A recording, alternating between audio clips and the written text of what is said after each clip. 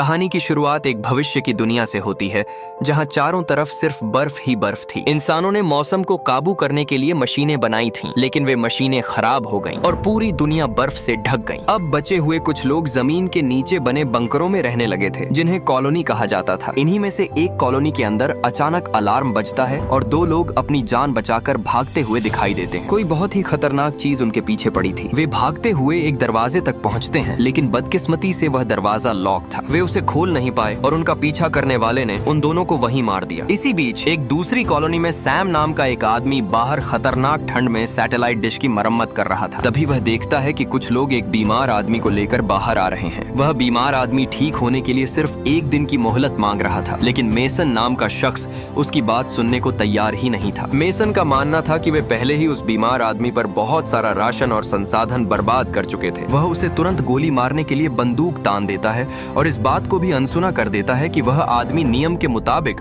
खुद बर्फ में जाकर मरने की मांग कर रहा था। सैम तुरंत बीच बचाव करता है और मेसन को याद दिलाता है कि यहाँ का नियम है कि बीमार आदमी खुद चुन सकता है कि उसे गोली खानी है या बाहर बर्फ में जाना है और इस नियम का सम्मान होना चाहिए। लेकिन मेसन को इन बातों से कोई फर्क नहीं पड़ा और उसने उस आदमी को वहीं मार दिया। उसका कहना था कि बाकी लोगों के जिंदा रहने के लिए यह जरूरी था। जब सैम वापस कॉलोनी के अंदर आता है तो पता चलता है कि यहाँ रहने वाले लोग एक बंद जगह में बहुत कम संसाधनों के साथ रह रहे थे, इसलिए वे मामूली सर्दी जुकाम से भी बुरी तरह डरते थे। दरअसल पिछली बार जब यहाँ फ्लू फैला था तो उसने एक हफ्ते के अंदर ही 20 लोगों की जान ले ली थी। इसी खतरे को देखते हुए उनके लीडर ब्रिग्स ने यह नियम बनाया था कि अगर कोई भी बीमार पड़ता है तो उसे तुरंत सबसे अलग क्वारंटाइन में भेज दिया जाएगा। नियम के मुताबिक अगर क्वारंटाइन में रहने के बाद भी बीमार लोगों की हालत में सुधार नहीं होता तो उन्हें दो रास्तों में से एक चुनना पड़ता था। या तो वे एक गोली खाकर अपनी जान दे देते या फिर बर्फ में एक लंबी सैर पर निकल जाते जहाँ मौत पक्की ही थी। इस कॉलोनी के लोग जिंदा रहने के लिए जी जान से मेहनत करते थे। वे एक दूसरे का ख्याल रखते और बीज उगाने की कोशिश करते थे। लेकिन अब उनकी आबादी पहले जैसी नहीं रही थी, क्योंकि हर गुजरते साल के साथ खाना और संसाधन कम होते जा रहे थे। कॉलोनी में अक्सर यह अफवाह उड़ी थी कि कहीं दूर एक ऐसी जगह है जहां मौसम गर्म है और वह स्वर्ग जैसा है, लेकिन सैम इन बातों को सिर्फ एक कहानी मानता था। सैम लीडर ब्रिग्स के पास गया ताकि वह उसे बता सके कि मेसन ने नियम तोड़कर उस बीमार आदमी को जबरदस्ती मारा है। ब्रिग्स यह सुनकर खुश नहीं था, लेकिन उसके पास मेसन से निपटने के अलावा एक और बड़ी समस्या आ चुकी थी। वे दोनों तुरंत कम्युनिकेशन रूम पहुंचे, जहां कूपर ने उन्हें एक डरावनी जानकारी दी। उसे कॉलोनी 5 से एक लगातार बजने वाला खतरे का सिग्नल मिल रहा था, लेकिन वहां से कोई भी उनके मैसेज का जवाब नहीं दे रहा था। मामले की गंभीरता को देखते हुए ब्रिग्स ने आधे घंटे में एक बैठक बुलाई। इसी दौरान सैम विक्टर से मिलने गया, जो वहाँ के जानवरों का इंचार्ज था, लेकिन वहाँ के भी हालात अच्छे नहीं थे। विक्टर ने बताया कि खरगोशों का पिछला बच्चा मरा हुआ पैदा हुआ था। अब उनके पास सिर्फ 12 खरगोश बचे थे, जिनमें केवल एक मादा थी, और सबसे बड़ी दिक्कत यह थी कि बाकी खरगोश उसके साथ संबंध नहीं बनाना चाहते थे, यानी खाने की कमी और बढ़ने वाली थी। इधर ब्रिग्स मेसन को उसकी मनमानी के लिए डांटने गया, लेकिन मेसन को अपनी गलती का कोई पछतावा नहीं था। उसने अपने फैसले का बचाव करते हुए कहा कि जो लोग बाहर वॉक पर जाते हैं वे आखिर में वापस लौट आएंगे और उनका बचा कुचा खाना भी खत्म कर देंगे। बाद में सैम अपनी प्रेमिका काई से मिलने पहुंचा। काई वहां पौधों और खरगोशों के लिए खाने का इंतजाम देख रही थी। उसे पूरा भरोसा था कि मौसम को ठीक करने वाली मशीनें अभी भी बर्फ के नीचे कहीं दबी हुई हैं और काम कर सकती हैं। वह हार मानने को तैयार नहीं थी और अपने रडार की मदद से लगातार उस तकनीक को खोजने की कोशिश कर रही थी। थोड़ी देर बाद कॉलोनी के सभी लोग मीटिंग के लिए एक जगह जमा हुए। वहाँ डेक्स्टर अपनी पत्नी को बार बार समझा रहा था कि वह सबके सामने न खांसे, ताकि किसी को शक न हो। जब सैम वहाँ से गुजरा तो उसकी पैनी नजरों ने भांप लिया कि वे दोनों बीमार हैं। सैम ने उन्हें टोकते हुए फौरन अपने कमरे में जाने को कहा, लेकिन डेक्स्टर डर गया और उसने बात को घुमाते हुए कहा कि वे दोनों बिल्कुल ठीक हैं। उसी समय ब्रिग्स वहां आता है और सबको कॉलोनी 5 के हालात के बारे में बताता है। वह ऐलान करता है कि वह खुद एक टीम लेकर वहां जांच करने के लिए जाएगा। मेसन इस बात का विरोध करता है और कहता है कि इस मुश्किल वक्त में उन्हें अपने लोग और राशन बाहर बर्बाद नहीं करने चाहिए, लेकिन ब्रिग्स उसकी बात को अनसुना कर देता है। फिर ब्रिग्स डेक्स्टर को अपनी टीम में शामिल होने के लिए कहता है, लेकिन सैम जानता था कि डेक्स्टर और उसकी पत्नी की तबीयत ठीक नहीं है। डेक्स्टर को बचाने के लिए सैम खुद आगे आता है और कहता है कि वह टीम में जाएगा, जबकि डेक्स्टर को टरबाइन की देखभाल के लिए यहीं रुकना चाहिए। अपने पिता विक्टर के मना करने के बावजूद जवान लड़का ग्रेडन भी इस मिशन के लिए स्वेच्छा से आगे आता है। अपनी टीम तैयार करने के बाद ब्रिग्स काई को अपनी गैर मौजूदगी में कॉलोनी का इंचार्ज बना देता है। तभी अचानक डेक्स्टर की पत्नी को सबके सामने छींक आ जाती है, जिससे वहाँ हड़कंप मच जाता है। लोग डर के मारे अपने चेहरे ढक लेते हैं और उनसे दूर हटने लगते हैं। उस पति पत्नी को तुरंत क्वारंटाइन में डाल दिया जाता है। मेसन एक बार फिर शिकायत शुरू कर देता है कि उन्हें अभी उनका टेस्ट करना चाहिए। ब्रिग्स उसे जमकर डांटता है और साफ कह देता है कि उसके वापस आने तक उन दोनों के बारे में कोई फैसला नहीं लिया जाएगा। इसके बाद एक छोटा सा दृश्य दिखाई देता है, जहाँ एक बर्फीले तूफान के बीच एक लड़का तेज हवाओं का मुकाबला करते हुए चल रहा है। वह तब दंग रह जाता है जब उसे अपनी माँ जमीन पर मरी हुई मिलती है। ठीक उसी वक्त सैम की नींद खुल जाती है। पता चलता है कि यह उसकी माँ की मौत का एक भयानक सपना था, जो उसे अक्सर आता था। काई उसे संभालती है और याद दिलाती है कि जो हुआ उसमें उसकी कोई गलती नहीं थी। अगले दिन टीम अपने मिशन के लिए निकल पड़ती है। इसका मतलब था कि उन्हें मीलों तक जमी हुई बर्फ और जानलेवा बर्फीली हवाओं का सामना करते हुए पैदल चलना था। चलते चलते जब वे एक उजाड़ और पुराने शहर को पार करते हैं, तो उन्हें रास्ते में एक पुरानी मौसम ठीक करने वाली मशीन मिलती है। सबको थोड़ी उम्मीद जगती है, लेकिन बदकिस्मती से वह मशीन खराब हो चुकी थी और काम नहीं कर रही थी। थोड़ी देर बाद वे एक पुराने पुल पर पहुंचते हैं और उसे बहुत ही सावधानी से पार करने की कोशिश करते हैं। सालों ऐसी मरम्मत न होने की वजह से पुल की हालत बहुत खराब थी और उसे पार करना जान जोखिम में डालने जैसा था। जब वे सावधानी से आगे बढ़ रहे थे, तभी अचानक ब्रिग्स के पैरों के नीचे से पुल का एक हिस्सा टूटकर गिर गया और वह गिरते गिरते बचा। वह सही समय पर पीछे हट गया, वरना एक बड़ा हादसा हो सकता था। पुल के दूसरे छोर पर उन्हें एक कार खड़ी मिली, जिसके पास एक आदमी की लाश पड़ी थी और उसके हाथ में एक बंदूक भी थी। जब उन्होंने कार के अंदर झांका तो देखा कि उस आदमी का पूरा परिवार अंदर मरा हुआ पड़ा था। उन्हें यह समझते देर नहीं लगी कि उस आदमी ने खुद को खत्म करने से पहले अपने पूरे परिवार को मार डाला, ताकि उन्हें इस नरक में तड़पना न पड़े। बर्फ पर मीलों पैदल चलने के बाद उन तीनों को एक क्रैश हुआ हेलीकॉप्टर मिला। उन्होंने रात बिताने के लिए उसी के अंदर रहने का फैसला किया। ग्रेडन अभी इतना छोटा था कि उसने अपनी जिंदगी में कभी किसी विमान या हेलीकॉप्टर को उड़ते हुए नहीं देखा था, इसीलिए वह इसे देखकर काफी हैरान था। वहाँ रुककर ब्रिग्स ने अपनी कॉलोनी में फोन किया ताकि वहाँ के हालात जान सके। कूपर ने उसे बताया कि डेक्स्टर और उसकी पत्नी की हालत बिगड़ती जा रही थी। मेसन अभी भी अपनी जिद पर अड़ा था कि उनका टेस्ट किया जाए, इसलिए ब्रिग्स ने कूपर को साफ कह दिया कि अगर मेसन अपनी हद पार करने की कोशिश करे तो वह उसके खिलाफ ताकत का इस्तेमाल कर सकता है। बाद में बातों बातों में ग्रेडन को वहाँ एक पुरानी मैगजीन मिली,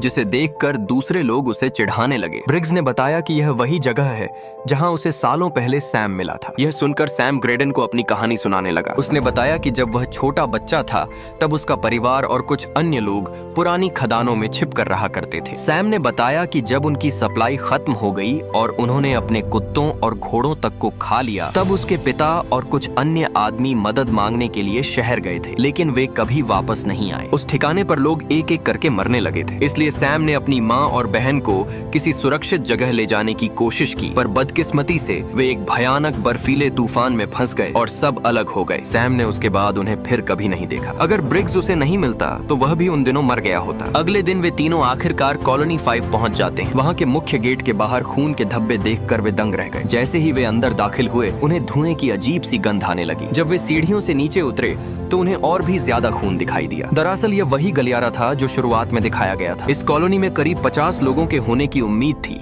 इसलिए वहाँ किसी का भी उनका स्वागत न करना एक बड़ी चिंता की बात थी। ब्रिग्स ने ग्रेडन को एक बंदूक थमा दी और फिर वे तीनों सावधानी से चारों ओर देखने लगे। वे जिस भी गलियारे में जाते, उन्हें वहाँ फर्श पर खून और बिखरा हुआ सामान ही मिलता। वे यह मान चुके थे कि यहाँ अब कोई भी जिंदा नहीं बचा है। तभी अचानक उन्हें एक बंद कमरे से कुछ आवाज सुनाई दी। सैम ने तुरंत उस कमरे का ताला तोड़ दिया। जैसे ही दरवाजा खुला, उन्हें जमीन पर एक आदमी लेटा हुआ मिला। वे धीरे धीरे उसके पास बढ़े, लेकिन लेलैंड नाम का वह आदमी अचानक उन पर चिल्लाने लगा और अपनी जान की भीख मांगने लगा। उन तीनों ने उसे भरोसा दिलाया कि वे दोस्त हैं और उसे नुकसान नहीं पहुंचाएंगे। लेलैंड ने खाना और पानी लेने से पहले उनसे मिन्नत की कि वे दरवाजा वापस बंद कर दें। वह कई दिनों से उस कमरे में फंसा हुआ था और उसे नहीं पता था कि कोई और जिंदा बचा भी है या नहीं। उसने बताया कि कुछ दिन पहले उसकी कॉलोनी ने अपना एंटीना ठीक किया था और उन्हें एक मैसेज मिला था। लेलैंड अब वही मैसेज उन तीनों को सुनाने लगा। स्क्रीन पर एक वीडियो चलता है जिसमें बिना बर्फ वाले इलाके में एक आदमी खड़ा खड़ा दिखाई देता है। वह बताता है कि उसके ग्रुप ने एक मौसम मशीन को ठीक कर लिया है और वहाँ की जमी हुई बर्फ को सफलतापूर्वक पिघला दिया है। अब उनके पास खेती के लिए उपजाऊ जमीन है और उन्हें बस कुछ बीजों की जरूरत है। बदकिस्मती से वीडियो बीच में ही कट जाता है और उन्हें उस जगह की पूरी लोकेशन नहीं पता चल पाती। लेलैंड उन्हें बताता है कि उन्होंने उस सिग्नल का पीछा करते हुए उस गर्म इलाके को खोजने के लिए एक टीम भेजी थी, लेकिन उन्हें वह जगह कभी नहीं मिली। इसके बजाय रास्ते में किसी बहुत ही खतरनाक चीज ने उन्हें ढूंढ लिया और उनके पीछे पीछे इस कॉलोनी तक पहुंच गई। सैम ने लेलैंड से उस जगह को नक्शे पर मार्क करने के लिए कहा और ब्रिग्स ने उसे भरोसा दिलाया कि वे उसे अपने साथ अपनी कॉलोनी वापस ले जाएंगे। हालांकि लेलैंड उस कमरे से बाहर निकलने के नाम से ही बुरी तरह डरा हुआ था। वे तीनों उस कमरे में जो भी राशन और सामान मिला उसे उठा लेते हैं और अपनी कॉलोनी से संपर्क करने की कोशिश करते हैं, लेकिन सिग्नल नहीं मिल पाता। आखिर में वे वहाँ से निकलते हैं और लेलैंड को भी अपने साथ ले जाने की कोशिश करते हैं, पर तभी कुछ खौफनाक आवाजें सुनाई देती हैं। लेलैंड इतना डर जाता है कि वह वापस कमरे के अंदर भाग जाता है और दरवाजा बंद कर लेता है। अब ब्रिग्स, सैम और ग्रेडन को उसके बिना ही आगे बढ़ना पड़ता है। वे कॉलोनी के जितना अंदर जा रहे थे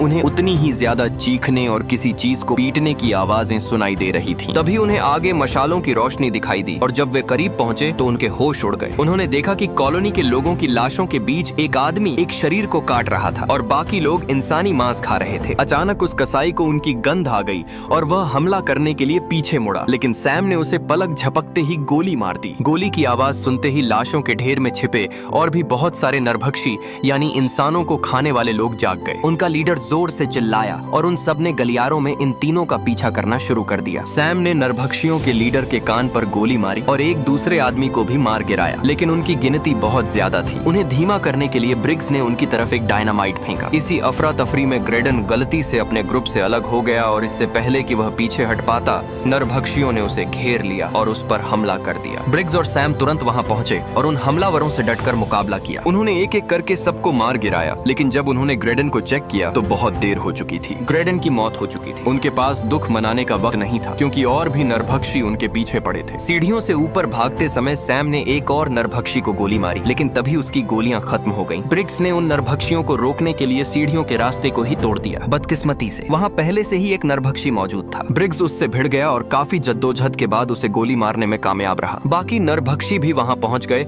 और अपने साथी की मौत देखकर उनका लीडर गुस्से में चिल्लाने लगा। जैसे ही ब्रिग्स और सैम बाहर निकले, ब्रिग्स ने उस टावर को पूरी तरह तबाह करने और कॉलोनी का रास्ता बंद करने के लिए गेट पर डायनामाइट फेंक दिया। वे दोनों खतरनाक ठंड में बर्फ के ऊपर चलते रहे। जब उन्हें वही पुराना हेलीकॉप्टर मिला तो ब्रिग्स ने फैसला किया कि वे रात वहीं बिताएंगे, क्योंकि बाहर तापमान बहुत तेजी से गिर रहा था। वहाँ बैठकर वह उन नरभक्षियों के बारे में बात करने लगे। ब्रिग्स ने कहा कि इंसान जिंदा रहने के लिए बहुत ही भयानक काम कर सकता है और फिर उसने सेना में बिताए अपने पुराने दिनों की एक कहानी सैम के साथ शेयर की। ब्रिग्स ने बताया कि कैंप के दौरान एक स्टेडियम में 20,000 लोगों को इकट्ठा किया गया था। वहाँ सैनिक खाना बांट रहे थे और डॉक्टर बीमारों का इलाज कर रहे थे, लेकिन जैसे ही खाना खत्म हुआ हालात बिगड़ गए। जिन लोगों के पास बंदूकें थीं, उन्होंने कमजोर लोगों से चीजें छीनना शुरू कर दिया। इसलिए बड़े अफसरों ने यह तय करना शुरू कर दिया कि किसे जिंदा रखना है और किसे मरने देना है। मेसन उस वक्त ब्रिग्स की टीम में ही था और उन दोनों ने मिलकर जगह को छोड़ दिया ताकि कोई ऐसी जगह ढूंढ सके जहां इस तरह की मुसीबत न हो। अगली सुबह जब सैम और ब्रिग्स की आंख खुली तो उन्हें पता चला कि वे नरभक्षी उनके पैरों के निशानों का पीछा करते हुए काफी करीब आ चुके थे। सैम को डर था कि वे नरभक्षी उनकी कॉलोनी तक पहुंच जाएंगे, लेकिन ब्रिग्स ने उन्हें रोकने की एक योजना बना ली थी। वे दोनों तेजी से भागते हुए उसी पुराने पुल पर पहुंचे। वहां उन्होंने एक खतरनाक छलांग लगाकर पुल का एक हिस्सा पार किया और फिर रास्ते में डायनामाइट की एक छड़ी रख दी। वे पास ही कुछ टूटे हुए बोर्ड्स के पीछे छिप गए। बदकिस्मती से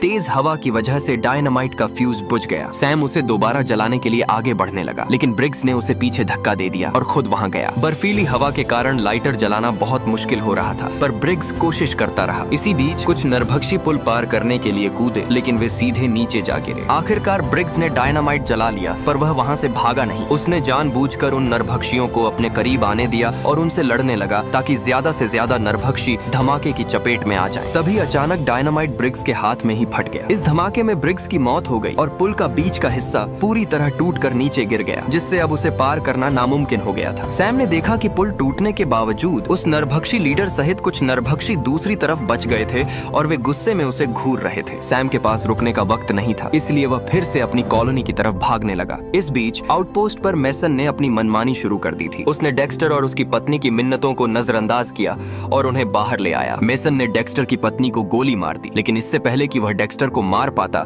काई वहां पहुंच गई और उसने मेसन पर बंदूक तान दी। दोनों के बीच इस बात पर बहस होने लगी कि कॉलोनी को कैसे चलाया जाना चाहिए। तभी अचानक उन्हें बाहर से सैम की चिल्लाने की आवाज सुनाई दी। मौके का फायदा उठाकर डेक्स्टर वहां से भाग निकला और काई सैम की मदद के लिए दौड़ी। सैम खतरनाक ठंड की वजह से बेहोश हो गया था। मेसन भी वहां पहुंचा और उसने काई को मारकर बेहोश कर दिया। कुछ घंटों बाद जब सैम को होश आया तो वह आउटपोस्ट के अंदर था। उसे भारी मन से विक्टर को उसके बेटे ग्रेडन की मौत की खबर देनी पड़ी। तभी मेसन वहां आया और उसने सैम को बिस्तर से हथकड़ी लगा दी। उसने ऐलान कर दिया कि अब वहां का लीडर वही है। उसने नए और सख्त नियम बना दिए, जैसे राशन आधा कर दिया जाएगा, बीमारी का शक होने पर तुरंत टेस्ट होगा और जो काम नहीं करेगा उसे खाना नहीं मिलेगा। सैम ने मेसन को नरभक्षियों के बारे में सब कुछ बताया और चेतावनी दी कि उन्हें वह गर्म जगह ढूंढने के लिए तुरंत निकल जाना चाहिए, वरना नरभक्षी उन्हें ढूंढ लेंगे। लेकिन मेसन ने उसकी बातों पर यकीन नहीं किया और सबको लेकर वहां से चला गया। जाने से पहले एक छोटे लड़के ने चालाकी से हथकड़ी की चाबी चुरा ली थी और उसने चुपके से वह चाबी सैम को दे दी। बाहर मेसन और विक्टर दुश्मनों पर नजर रखे हुए थे, लेकिन उन्हें कुछ दिखाई नहीं दिया। विक्टर ने मेसन को समझाया कि सैम झूठ नहीं बोलता और उन्हें हमले के लिए तैयार रहना चाहिए। उन्होंने सुरक्षा कैमरों की मदद लेने का फैसला किया, लेकिन तभी एक आदमी ने आकर खबर दी कि सैम वहां से भाग चुका है। सैम तुरंत काई को खोजने निकल गया और उसने देखा कि उसे एक कमरे में बांध कर रखा गया था। उसे आजाद करने के बाद सैम ने काई के कंप्यूटर पर उस सिग्नल वाली जगह को खोजना शुरू किया। शुरुआत में तो कुछ नहीं मिला, लेकिन रडार को ध्यान से चेक करने के बाद आखिरकार उन्हें एक गर्म इलाका दिखाई दे गया। इससे यह पक्का हो गया कि दुनिया में एक ऐसी जगह सच में है जहां बर्फ पिघल चुकी थी। सैम और काई ने फौरन अपने बैगों में जितने हो सके उतने बीज भर लिए और दूसरों को आगाह करने के लिए भागे। रास्ते में मेसन और उसके आदमियों ने उन्हें रोक लिया। मेसन एक बार फिर अपनी ताकत दिखाने की कोशिश कर रहा था कि तभी बाहर से जोर जोर से दरवाजा पीटने की आवाजें आने लगी। सब लोग घबराकर सुरक्षा कैमरों की तरफ दौड़े। वहां का नजारा देखकर सबके होश उड़ गए। नरभक्षी पागलों की तरह दरवाजा तोड़ने की कोशिश कर रहे थे। उनके लीडर ने कैमरे के सामने डेक्स्टर का कटा हुआ सिर दिखाया